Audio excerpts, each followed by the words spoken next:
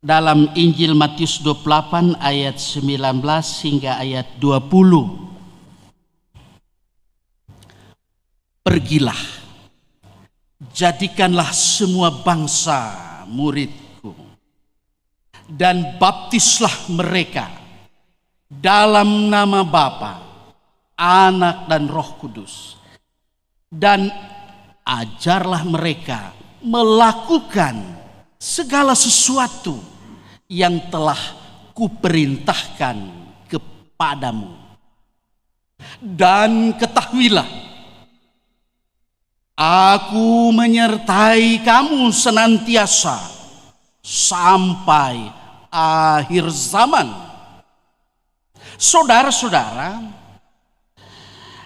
dari perintah itu menjadi jelas bahwa pemberitaan kerajaan Allah berkaitan erat dengan pelayanan baptisan kudus. Melalui baptisan kudus ada dua hal yang hendak dinyatakan, yaitu pertama, hal yang kelihatan dan dirasakan, yaitu air yang dipercikan atau air yang di dalamnya orang diselam untuk baptisan. Itu adalah citra kehidupan dan kematian. Kita semua adalah orang-orang berdosa yang patut menerima hukuman dari Allah, dan karena itu tidak dapat masuk kerajaan Allah kalau tidak diperanakan kembali. Karena itu dalam Yohanes pasal 3 ayat 5, di situ Yesus katakan begini, aku berkata kepadamu, sesungguhnya jika seorang anak tidak dilahirkan dari air dan roh, ia tidak dapat masuk ke dalam kerajaan Allah. Oleh baptisan kudus kita dipersatukan dengan Tuhan Yesus Kristus dalam kematiannya di kayu salib untuk penebusan dosa-dosa kita.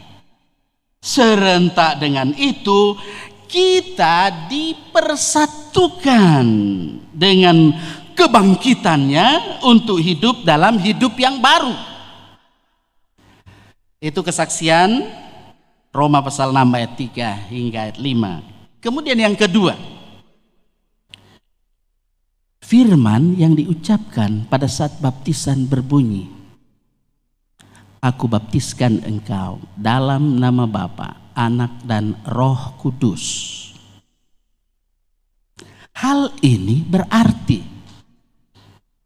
dibaptis dalam nama Bapa menyaksikan dan memeteraikan bahwa Allah mengadakan suatu perjanjian yang kekal dengan kita dan dengan anak-anak kita, serta mengangkat kita menjadi anak-anaknya.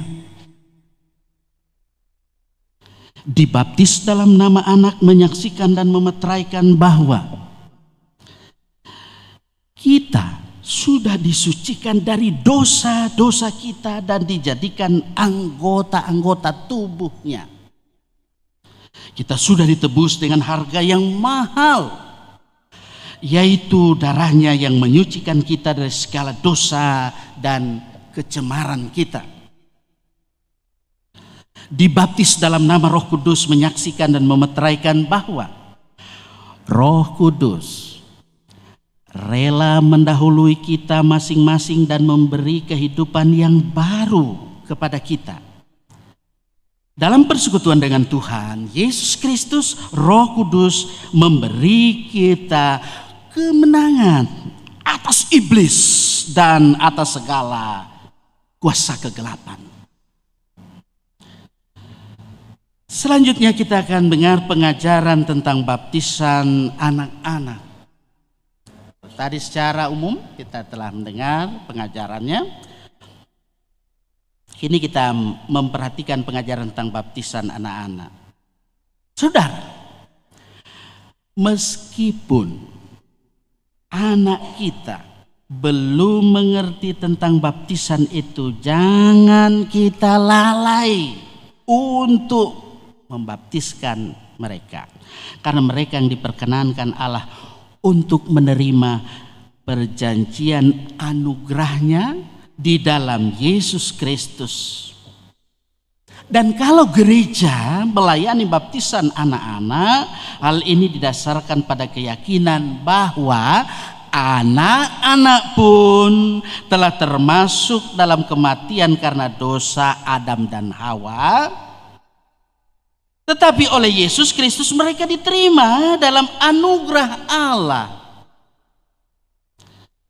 Sebab kepada mereka juga berlaku janji Allah sebagaimana kesaksian firman Tuhan. Kisah Para Rasul pasal 2 ayat 39 berkata, sebab bagi kamulah janji itu dan bagi anak-anakmu dan bagi orang yang masih jauh, yaitu sebanyak yang akan dipanggil oleh Tuhan Allah kita. Sebab itu haruslah anak-anak kita dibaptiskan sebagai anak-anak Allah, ahli waris kerajaannya dan perjanjiannya. Orang tua dalam hal ini bersama tentu ibu bapak, saksi baptis yang ada. Bapak ibu saudara-saudara harus bertanggung jawab dalam mendidik, dalam hal mengajarkan kepada anak-anak tentang pengajaran agama Kristen, baik di rumah atau di sekolah minggu, atau tentu juga mereka dapat diajarkan secara kontinu di tempat di mana dia boleh menerima pengajaran yang benar itu tentang baptisan mereka itu sendiri, sehingga mereka nanti akan mengerti. Kalau sekarang belum tentu, baru belajar bicara, ya. Karena itu konsekuensi, saya katakan kemarin, konsekuensi baptisan adalah bagaimana konsekuensi baptisan anak adalah tanggung jawab orang tua dan anak-anak. Saya tidak perlu ulang itu. Karena itu dengan penuh kasih saya silakan orang tua bersama saksi baptis yang ada untuk berdiri.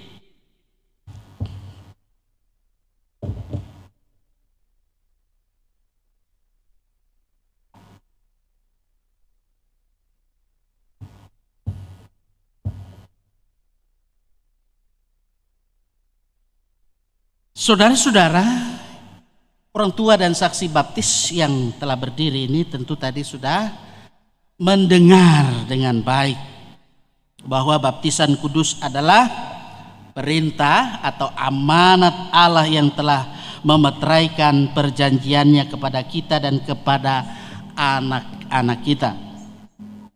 Karena itu, jikalau ibu bapak saksi-saksi percayakan hal ini, sekarang dipersilahkan menjawab pertanyaan-pertanyaan yang disampaikan di sini di hadapan Allah dan di hadapan jemaatnya sebagai saksi.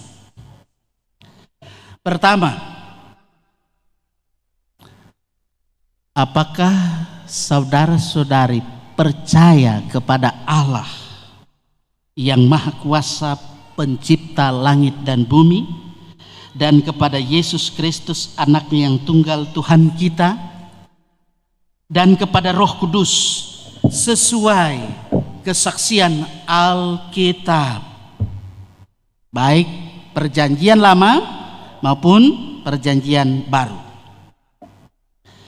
Dua,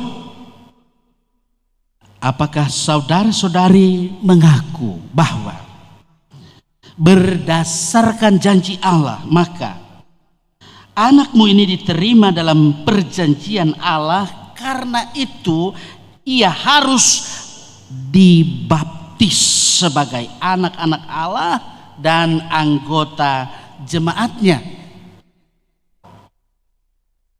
Tiga,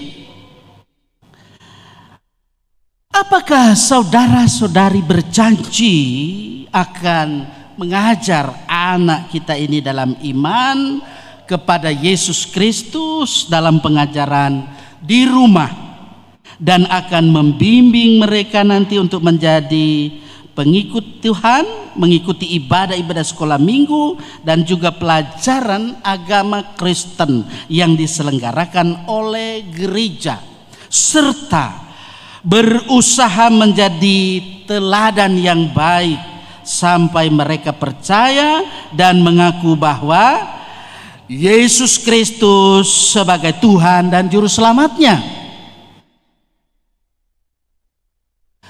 Selaku pelayan Yesus Kristus, saya bertanya, apakah jawab saudara-saudari?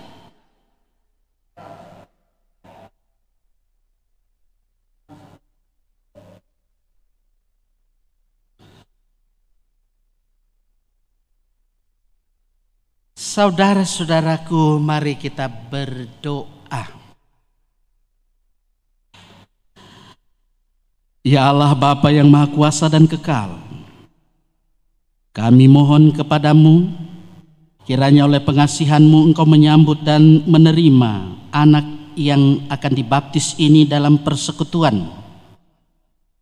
Berkatilah kiranya anak ini, kuduskan dan urapilah dia dengan roh dan firman-Mu, agar dia tahu nantinya bahwa Yesus Kristus adalah sumber kehidupannya dan hati serta seluruh hidupnya boleh menjadi tempat kediaman-Mu.